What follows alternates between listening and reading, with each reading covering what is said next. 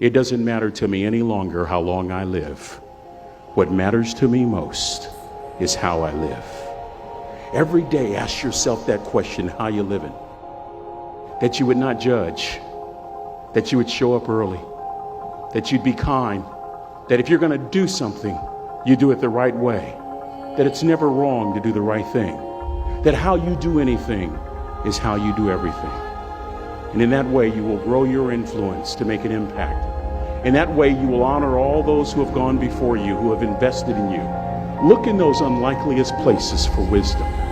Enhance your life every day by seeking that wisdom and asking yourself every night, how am I living? As Friedrich Nietzsche said, many are stubborn in pursuit of the path they have chosen, few in pursuit of the goal. And that's one of the things that really trips people up. The way of getting there with the destination itself. And I think that people a lot of times throw hate on having a destination, on building towards some big goal, of having some grand thing they're chasing. But as Einstein said, if you want to live a happy life, tie it to a goal, not to people, not to things. True desire in the heart, whatever it is you want to do, work hard to get it. Don't just aspire to make a living. Aspire to make a difference. That was my mindset. And that's how you get through things. You put yourself, you immerse yourself wherever it is, and you become that. You become that and give yourself no way out. The scariest thing in the world to me, even to this day, was that could have been the rest of my life. I thought then I was trying hard. That's the scariest thing in the world. To absorb, let life touch you. Don't let it kill you, but let it touch you. The experiences you have, the good ones and the bad ones, the highs and the lows. Part of the gift you can give to others is the gift of your experience, if you remember it. If it's vivid, if it's powerful, if it's fresh, if it's unique, if it's vital, you can really affect other people with the relating your own experiences, just because weren't too lazy to live the experience and then reflect on it. Live another week and reflect on it.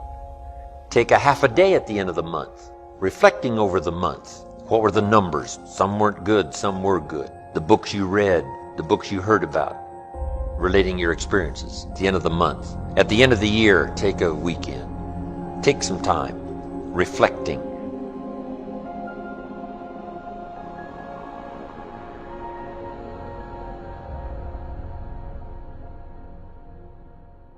How many times have you had a great idea, didn't do anything about it, and then a year later someone did something about it, made a lot of money, got the promotion, etc.? So when you have the idea, the inspiration to act, it's time. Act. And you don't have to know it perfectly. You know, you can drive from here to California, wherever you might be, assuming you're not in Hawaii, by going west. And what happens is that you don't have to see the whole route. You only need to see 200 yards ahead of you. At night, you can drive just with your headlights, and the headlights keep moving with you. And your goal in life is to get in the game. You don't have to see the whole blueprint. You just have to see the next steps, the next steps, the next steps. And if you keep taking the next steps, eventually you get to where you want to go. Does that make sense? Now, the last thing is called law of attraction. We believe that when you are vibrating at the level of 100% expectancy that you're going to get something, it's already a done deal. You know, piece of cake, no big deal. We're going to win this thing. We're going to get that contract. You know, I'm going to make this thing happen. And what happens is the universe literally responds. Sometimes when you're doing this, you're putting on it the vision of this should happen by this date. It's okay to set goals like that, but sometimes it takes a week longer, a year longer, whatever. But law of attraction says if you'll just hold the expectancy, like attracts like. If you say, I want to be a millionaire, but I don't know anyone that would ever teach me how to do that, or I want to buy a car, but I don't have any money, then what you're doing is saying, it's like calling up Domino's Pizza and saying, send me a pizza, and calling them up a minute later and saying, never mind. It's like, you know, you've got to create the space mentally to hold this vision that you've got, and that requires expectation and then knowing that the perfect thing is on its way. In the Success Principles, I write about a woman named Catherine Lonigan. Catherine Lonigan went off to college. She wanted to be a writer, and she took her first writing class, and she got an F. And she went to see the teacher and said, why'd I get an F? She says, because you can't write. She says, well, I'm on a scholarship, here to be a writer. I came to be in the creative writing program. I was the editor of my yearbook, editor of my school newspaper. I wrote a play that was performed in high school. They told me I was gifted. I said, well, you're not. They said, if you stay in my class, you're going to flunk it. If you flunk my class, you'll lose your scholarship. And she said, well, what do I do? He said, I'll make a deal with you. If you promise never to write again, just, history papers and stuff, but you're not going to try to be a writer, I'll give you a passing grade, you'll keep your scholarship, change your major. So she did. I called it, she made the deal with the devil. 15 years later, she's down in Texas. They're making a movie at the next town over, and down where she lived in Texas, people would show up at the gas station after it rained just to see the oil slick. It was kind of boring there. So she said, wow, they're making a movie, let's go. So everyone drives over, and everyone's talking to the movie stars. She's talking to the writers, saying, what's going on, what's happening? And why are you interested in us? Why not the movie stars? Well, I always wanted to be a writer. The guy said, BS, if you wanted to be a writer, you would have written. She said, I was told on good authority I couldn't write. He was a Harvard professor visiting our campus that year. He said, that's BS. He said, what I want you to do is go write something, send it to me, I'll tell you if you can write. I do it for a living, I know. So she goes and writes a book, sends it in to him, he sends it to an agent in New York, and they publish it.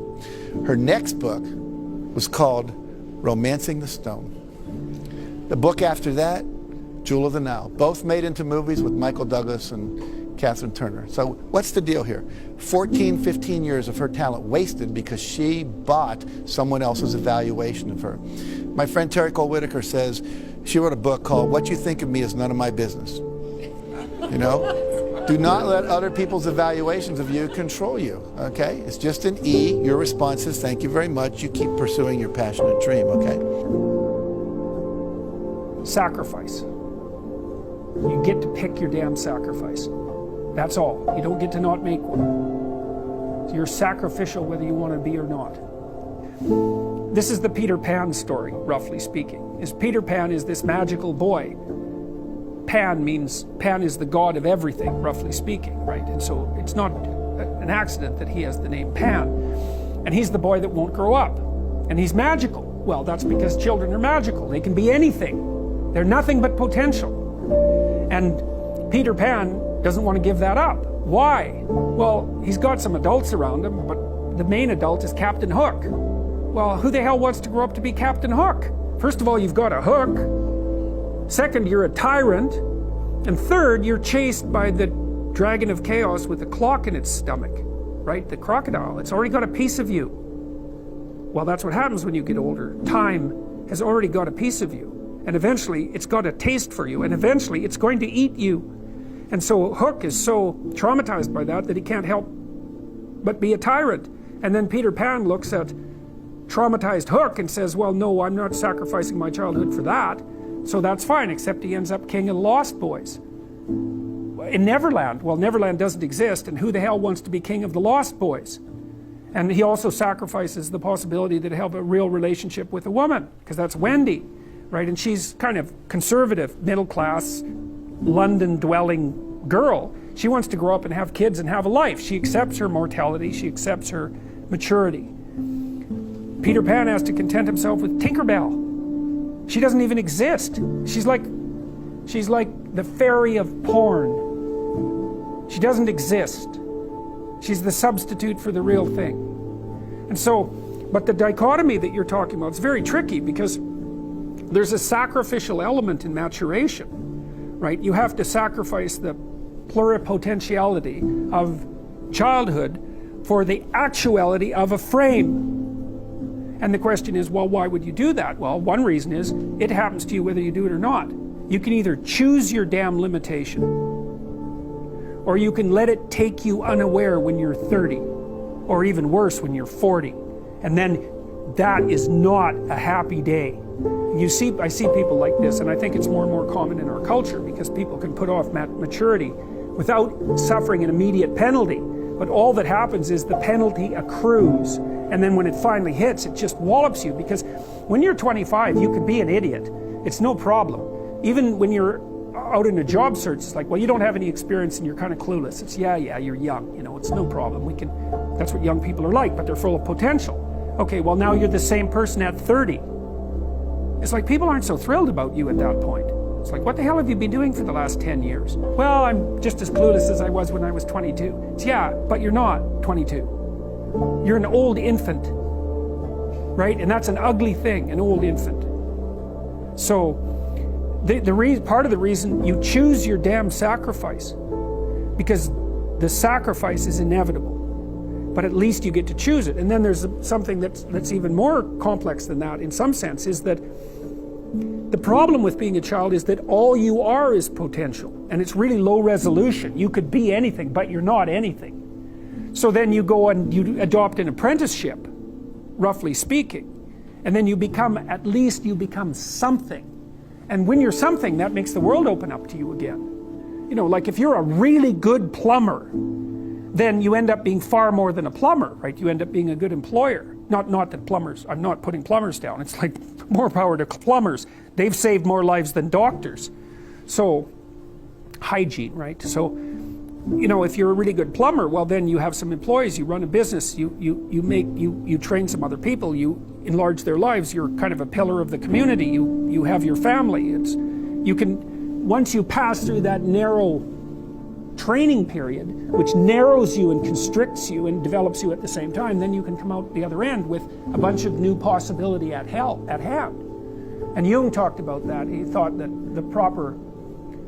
part of the proper path of development in the last half of life was to rediscover the child that you left behind as you were apprenticing.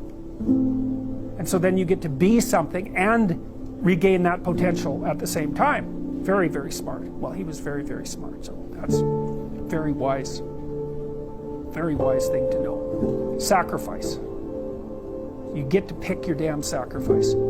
That's all. You don't get to not make one. You're sacrificial whether you want to be or not. That's a good thing to know as well.